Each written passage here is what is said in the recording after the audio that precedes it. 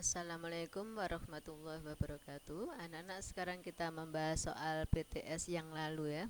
Ini yang kita bahas nomor 1 sampai dengan nomor 5 saja dulu.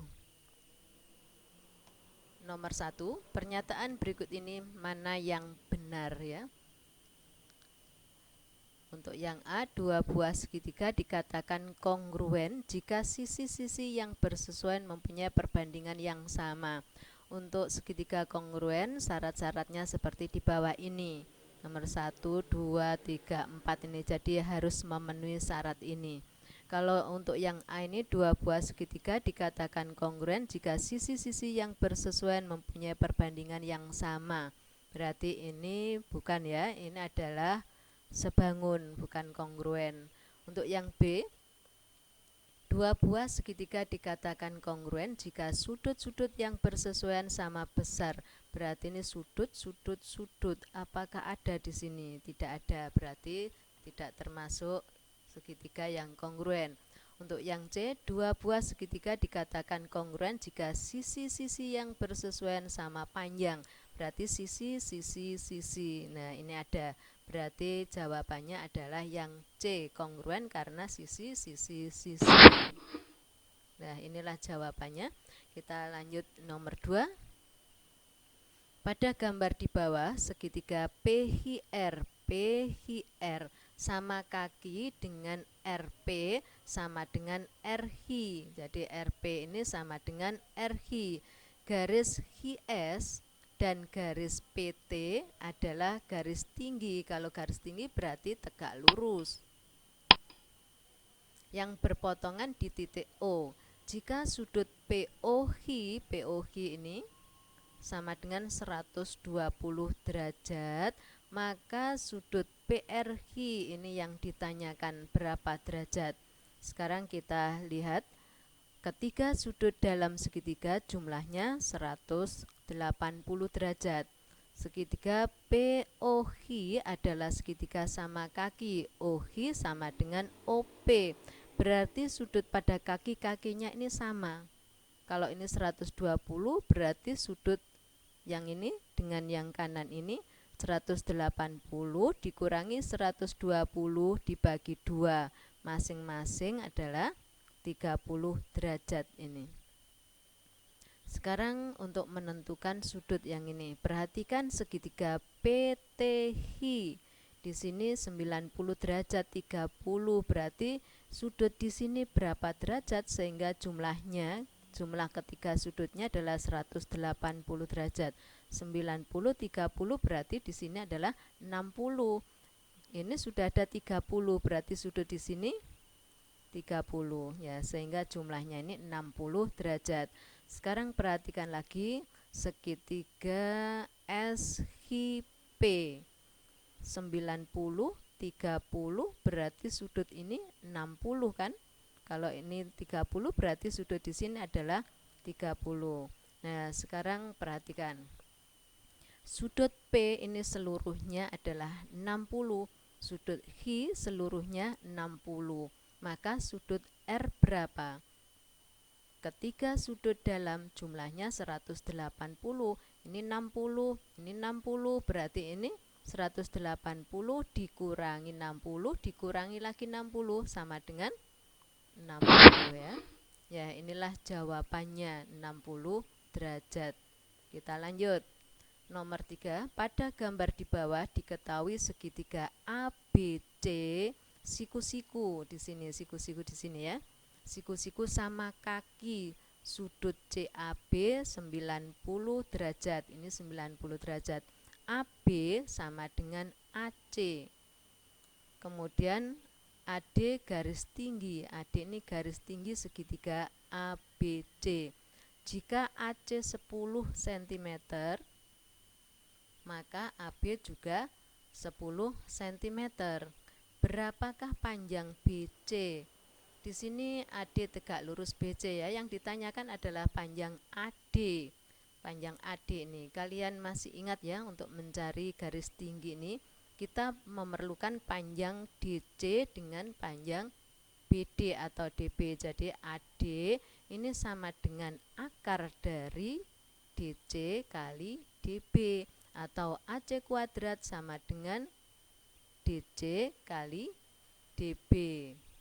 Kita cari BC dulu, 10, 10. Kita mencari garis BC atau sisi BC. Karena segitiga siku-siku maka berlaku Pitagoras. Dan atau kalian bisa menggunakan segitiga istimewa. Segitiga siku-siku istimewa 10, 10 berarti sisi miringnya adalah 10 akar 2. Kalau BC 10 akar 2, ini separuhnya. Separuh dari 10 akar 2 adalah 5 akar 2. Ini juga 10 akar 2 dibagi 2, 5 akar 2. Sekarang kita gunakan rumus AD sama dengan akar dari DC kali DB, atau AD kuadrat sama dengan DC kali DB. Seperti ini. AD sama dengan akar dari DC kali DB. DC adalah 5 akar 2, kemudian DB 5 akar 2. Karena ini sama artinya dengan ini kan, 5 akar 2 kuadrat. Kita keluarkan dari akar, sama artinya dengan 5 akar 2 pangkat 2 dibagi pangkatnya akar. Akar kalau tidak ditulis pangkatnya berarti pangkat 2. Berarti 5 akar 2 pangkat 2 dibagi 2 adalah 1. Berarti 5 akar 2 pangkat 1, atau ditulis 5 akar 2. Paham ya anak-anak? Jadi jawabannya adalah 5 akar 2. Kita lanjut nomor 4. Pada segitiga ABC berikut diketahui bahwa AD ini adalah garis berat. Kalau garis berat berarti membagi sisi menjadi 2 bagian sama panjang. Jika AD diperpanjang dengan AD sama dengan DE, maka di antara pernyataan berikut ini mana yang benar? Sebelum kita menjawab, kita selidiki dulu sudut-sudutnya. Kedua sudut ini sama karena bertolak belakang. Kita beri tanda yang sama ya. Kemudian sudut yang ini tandanya sama, berarti ini sama karena bertolak belakang. Untuk yang A, segitiga ACD, perhatikan ACD apakah kongruen dengan segitiga ABD? Kongruen dengan ini. Jadi segitiga ACD ini apakah kongruen dengan segitiga ABD? Kalau kita lihat sisi-sisinya ini sisinya sama. Kemudian sisi AD ini sama, berimpit kan? Jadi AD ini dimiliki oleh segitiga ACD dan dimiliki oleh segitiga ABD. Jadi kedua sisinya sama. Apakah sudutnya sama? Sudutnya tidak sama kan? Berarti kedua segitiga itu tidak kongruen. Sekarang yang B. Segitiga CAD. CAD dengan segitiga BED. BED apakah kongruen? Kita lihat sisi-sisinya sama. Ini sisinya sama. Sudutnya sama. Berarti ini kongruen. Kongruen karena apa? Karena sisi sudut sisi. Lihat ini sisinya sama, sisi sudut sisi.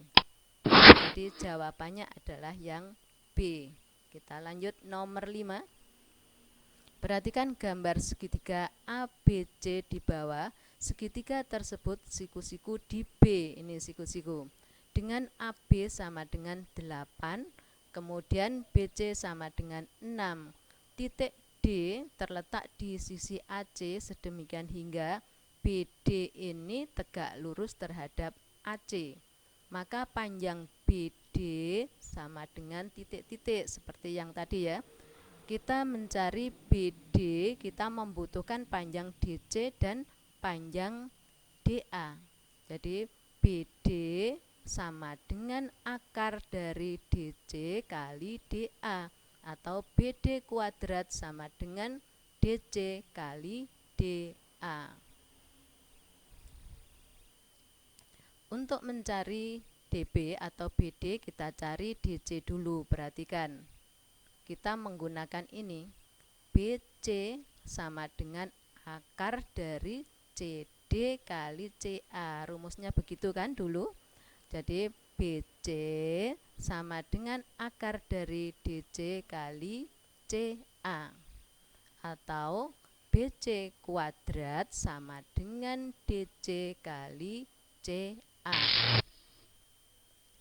Ini panjangnya 10, kalian tahu ya tentunya. Karena segitiga ABC adalah segitiga siku-siku, maka berlaku Pitagoras. Jadi ini AC sama dengan akar dari 8 kuadrat ditambah 6 kuadrat sama dengan 10.